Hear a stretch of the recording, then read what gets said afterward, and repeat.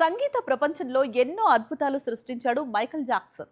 ఇప్పుడు తాను లోకంలో లేకపోయినా రికార్డులు బద్దలు అవుతూనే ఉన్నాయి. Pop king craze ever green అని ప్రూవ్ చేస్తున్నాయి. మూన్ వాకర్ జీవితం ఆధారంగా తెరకెక్కిన బయోపిక్ బాక్స్ ఆఫీస్ దగ్గర సరికొత్త చరిత్రను లిఖించింది. ప్రపంచ సినీ చరిత్రలోనే బిగ్గెస్ట్ బయోపిక్ బ్లాక్ బస్టర్గా నిలిచింది మైకేల్ మూవీ.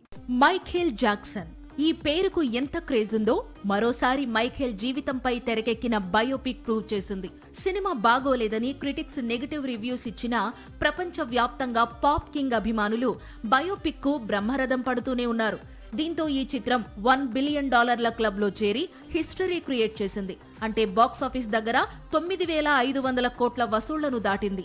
క్రిస్టఫర్ నోలన్ తెరకెక్కించిన ఓపెన్ హైమర్ నిన్నటి వరకు బయోపిక్స్ లో బిగ్గెస్ట్ బ్లాక్ బస్టర్.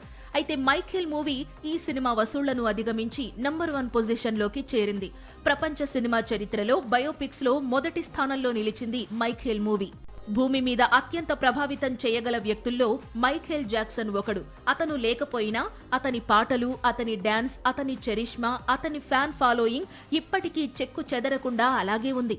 ఇలాంటి వ్యక్తిపై బయోపిక్ అంటే చిన్న విషయం కాదు. కానీ ఆ సాహసం చేశారు దర్శక నిర్మాతలు. అందుకు గొప్పగా సాయపడ్డాడు జాఫర్ జాక్సన్.